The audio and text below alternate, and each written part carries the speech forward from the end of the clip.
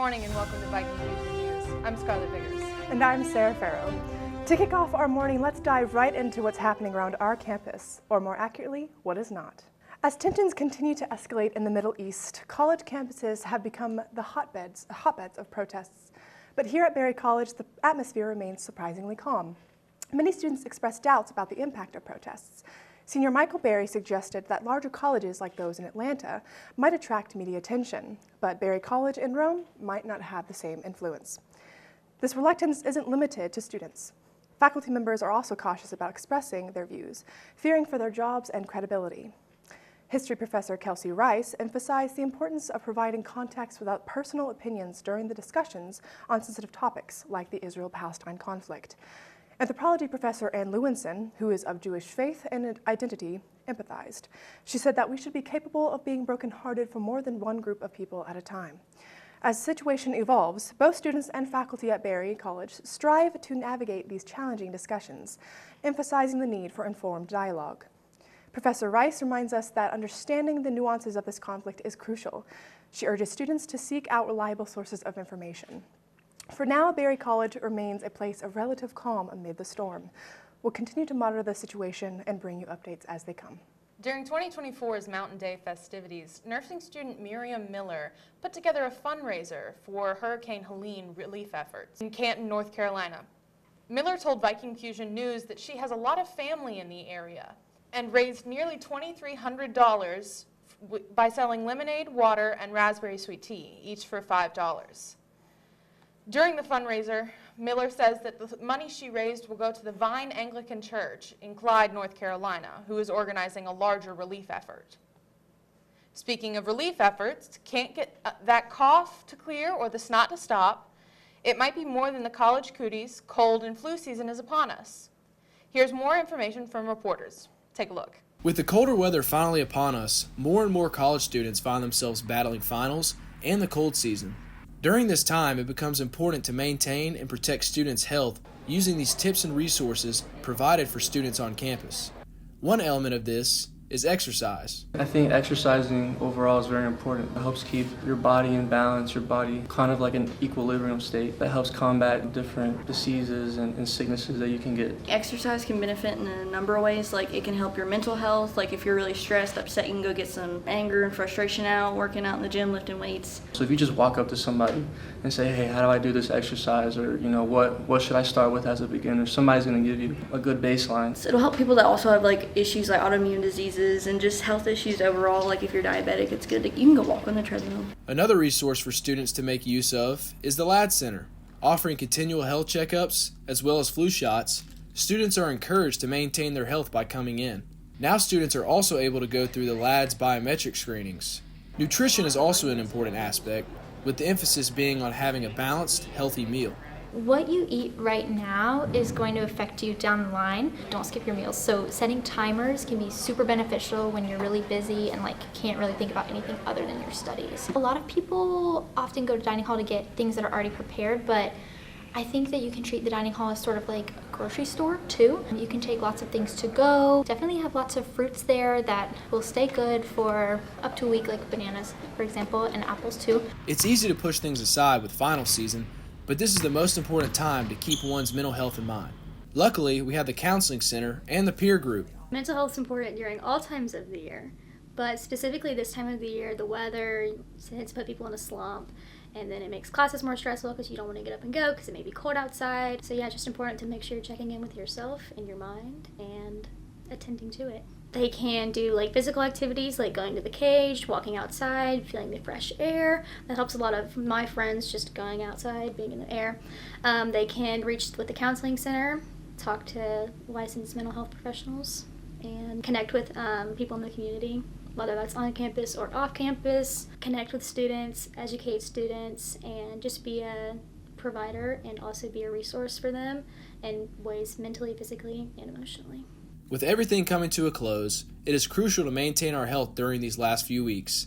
We got this. Thanks to reporters Milana Lay, Tess Sia, and Grant Stubbs for those informative messages. While many DEI programs are being eliminated at U.S. colleges and universities, Berry's own Office of Belonging and Community Engagement has been expanding. This semester, the office absorbed both the Bonner Scholarship Program and Barry Impact, Barry's volunteer services organization. The office also doubled its space in the Krannert Center. The office is not unfazed by the current anti-DEI climate, however. According to Chief Officer Haley Smith, the office rebranded in part to distance itself from the stigma around diversity and inclusion programs. But, she says, the office's mission remains the same.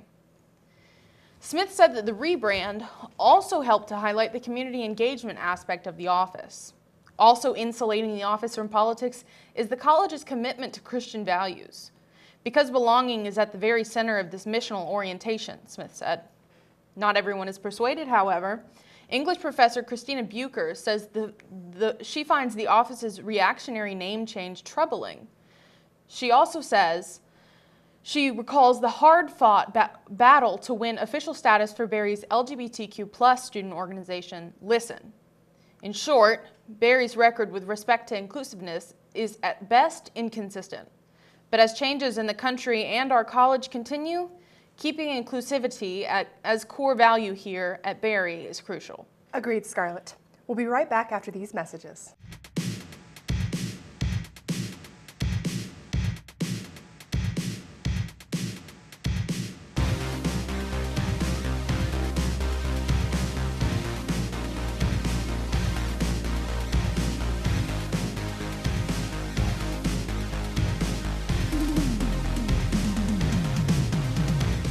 Welcome back. In Northwest Georgia, Latino voters are challenging traditional voting assumptions. Our next story shows how faith is becoming a stronger factor than ethnicity in determining votes. Recent election data shows President-elect Trump seeing a marked increase in Latino support in 2024, with parts of Northwest Georgia showing increases of 5 to 10 percentage points. Pastor Victor Uzcategui exemplifies this nationwide shift in Latino voting patterns. He said that though he condemns everything Trump says about Latinos, he would rather be offended as an immigrant than compromise on what he calls biblical values. Before I'm an immigrant, I'm a Christian, Uzcategui tells us. Political science professor Michael Bailey says that increasingly, what matters is not your ethnicity or background, but your level of religiosity. Bailey said that the more important religion is in your life, the stronger the predictor it becomes for conservative political leanings. Cedartown City Commissioner Matt Foster told Viking Fusion News that people prefer simple narratives about voting blocks. They are less interested in understanding the nuanced ways communities make political choices. For Uzcategui, who gained legal status through a Republican congressional office in Rome, his message transcends regional politics. In Venezuela, in Colombia, in America, what matters isn't where you're from, he says. It's what you believe in. Up next, our reporting team takes us inside of the Academic Success Center, where students are learning how to work smarter, not harder. The Berry College Memorial Library is a hub of student activity and academic achievement. The Academic Success Center is one of the most important places for student success. Here, students can receive one-on-one tutoring from students who have excelled in their subject. Coordinator for peer-to-peer programming and academic consultant Kinsey Farmer shares what the ASC does for students. Our peer-to-peer support model, where students are hired through the LifeWorks program. They have to have a B or better in the class, a faculty recommendation, and then are required to come to a training, and then they're able to they're able to work in the space right next door. And then in addition to our ASC sessions, we also have our individual academic consultations. So those are going to be one-on-one times where you can connect with a peer consultant who's been trained on best practices around academic skills and strategies. Think time management, note-taking, reading efficiently, those things. So those are our two kind of peer-to-peer models through the Academic Success Center. Dean of Student Success, Anna Sharp, shares her role in helping the ASC. So as Dean of Student Success, so one of my main responsibilities is just being a support, a little bit of utility infielder for a lot of departments under the umbrella of student success. And so that includes our Academic Success Center, our Writing Center, accessibility resources. The Berry Journey falls into part of that as well.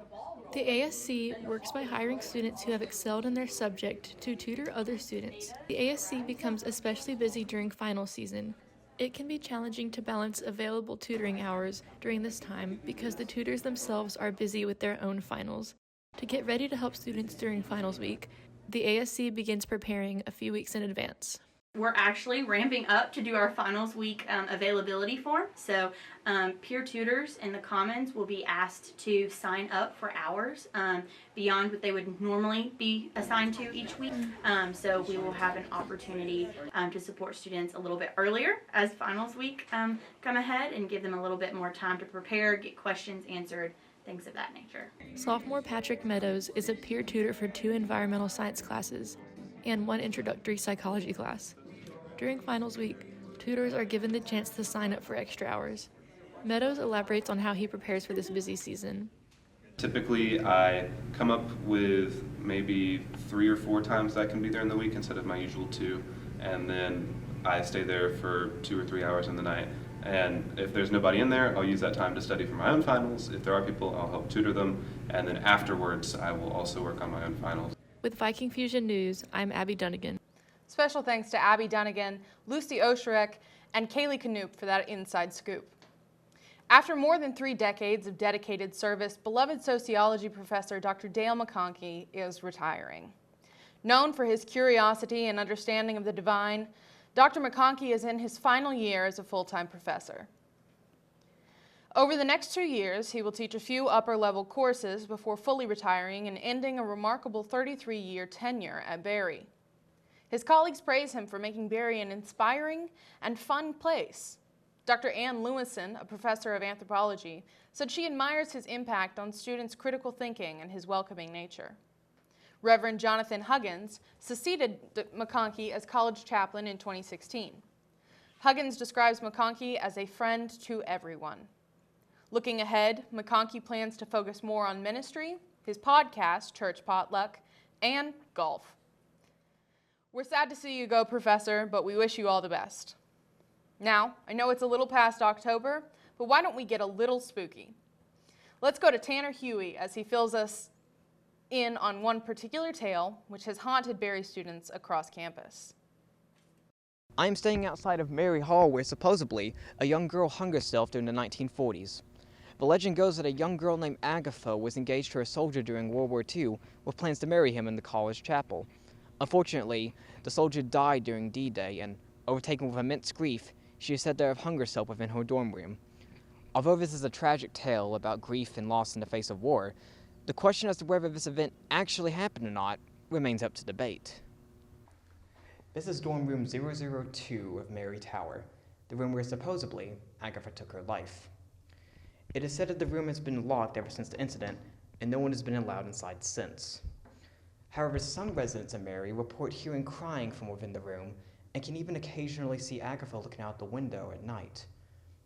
Although these are strange reports supporting the legend, there is actual evidence hinting that the dorm room may not be a dorm room at all.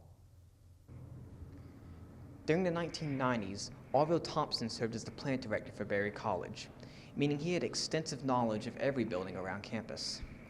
He offered a statement regarding the story in an article of the campus Carrier, in which he stated that the room is not a dorm room at all, but a maintenance room, serving as access to the roof and other mechanical equipment around Ford.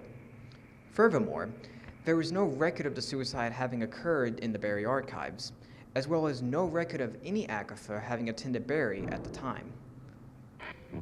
We may never truly know what lies behind room 002 of Mary Tower, or if the legend of Agatha holds any truth at all.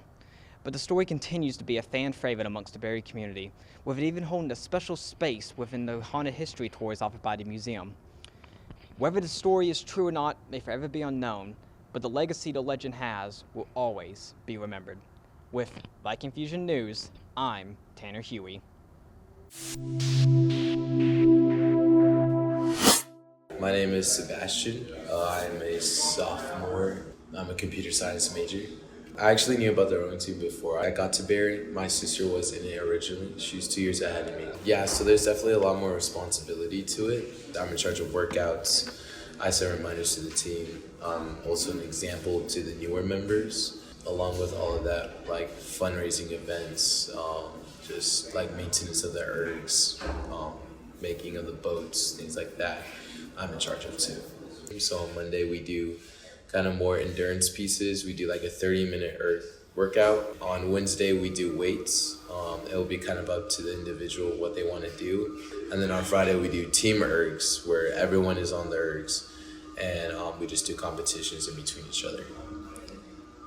So it's quite a change. The ergs, honestly, the only similarity is kind of the technique of the movement, which is like legs, hips, arms, hips, legs. Otherwise, there's like no similarity.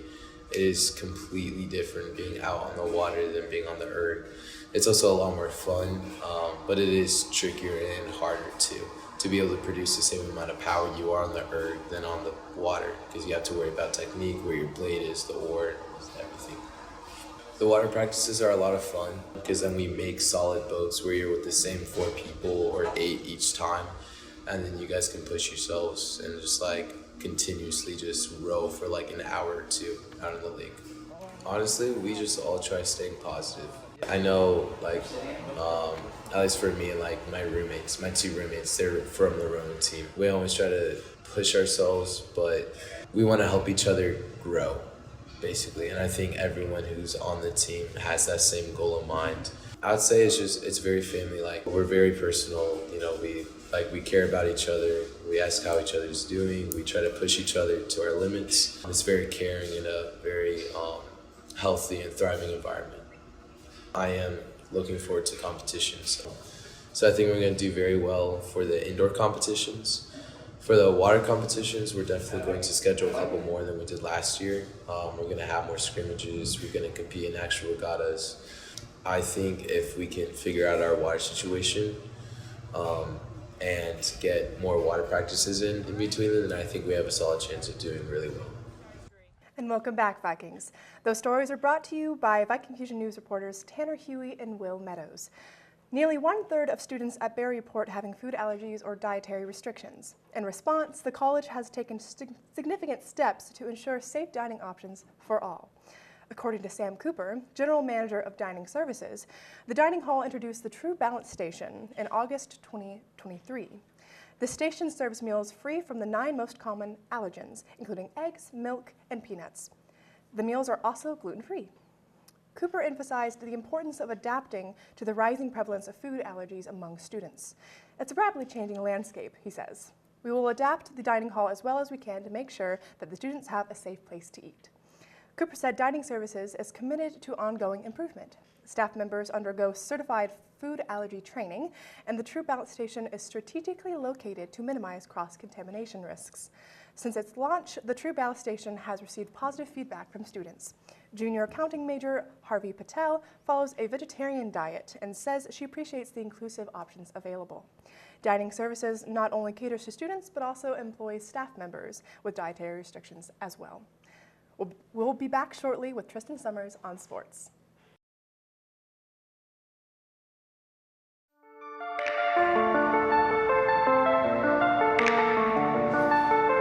Waiter!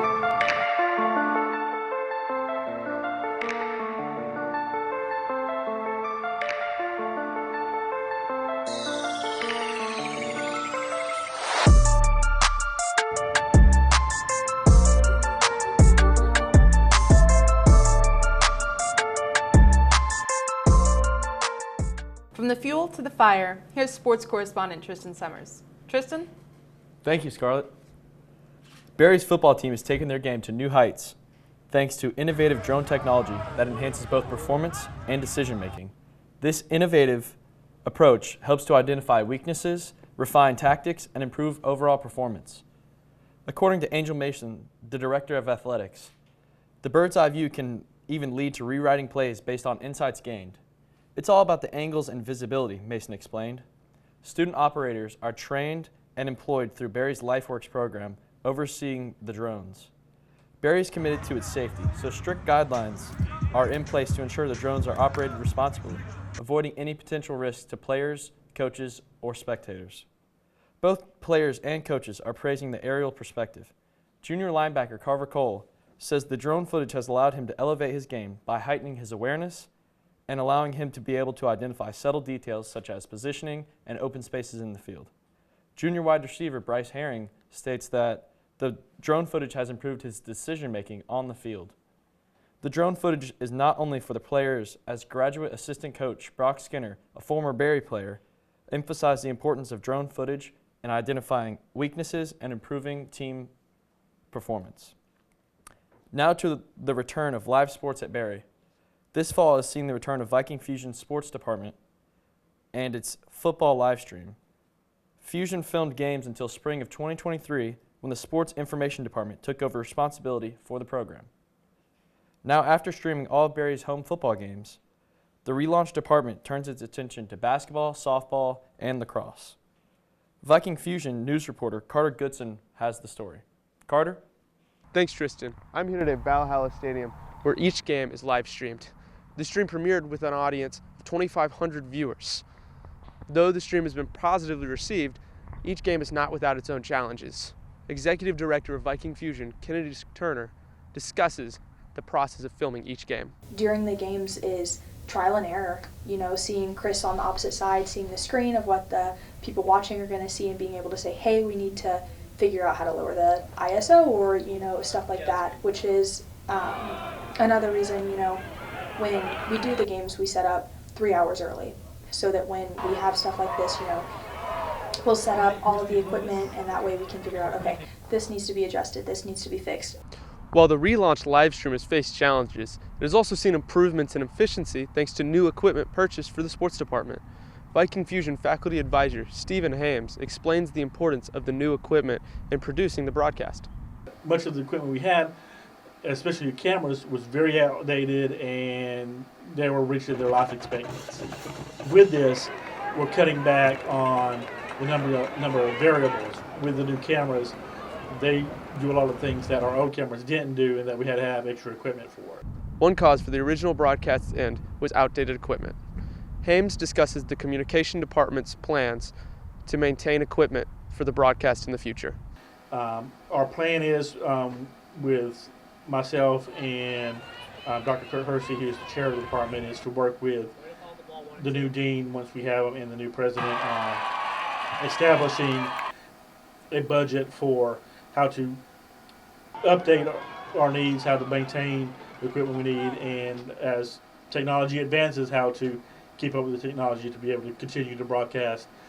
From Viking Fusion News, this is Carter Goodson, signing out. Welcome back, Vikings. To close out today, we're leaving you with that warm, fuzzy feeling. Correspondent Katie Claire Smith with a story from our very own Rome. Here's Locks of Love. Katie Claire? Thanks, Scarlett. In downtown Rome, I noticed a bridge covered in hundreds of locks. It made me curious. After looking into it further, I discovered that two of Barry's own, Brandon Head and Lauren Satoon, had recently been engaged on this bridge covered in locks of love. Let's take a closer look. So our freshman year, we'd probably been dating for like a month and a half, 2 months. And so we went and got a lock and like wrote our names on it, put it on the bridge, and then I knew I was proposing like right as we were about to start senior year. Like I had already had the ring made and everything, but I had like no clue what my plan was, and I was gonna do it in a restaurant. It was literally like a week before I was planning on doing it that I thought of that, and I was like, oh, that'd be nice. And so like on my way into town, I went to Lowe's and I bought a lock, and like she knew that I was proposing soon. I knew it was gonna happen that weekend. And so we were supposed to have a dinner reservation at Aventine, and I drove past the restaurant, and she was like, "You're proposing, aren't you?" And I was like, "Nope, that's not it." And then we got out of the car, and I showed her the lock, and I was like, "Oh, we put one on 4 years ago. Or freshman year, let's put one on for senior year." And so while she was putting the lock on, popped the question. That's sweet, Katie Claire. Do they have a date set for the big day? They do, actually. It's up for June of 2026. Wow, talk about a long engagement. Well, that's all we have today at Viking Fusion News. I'm Sarah Farrow. And I'm Scarlett Biggers. And we'll see you again tomorrow for more news from Barry and beyond. Stay classy, Vikings.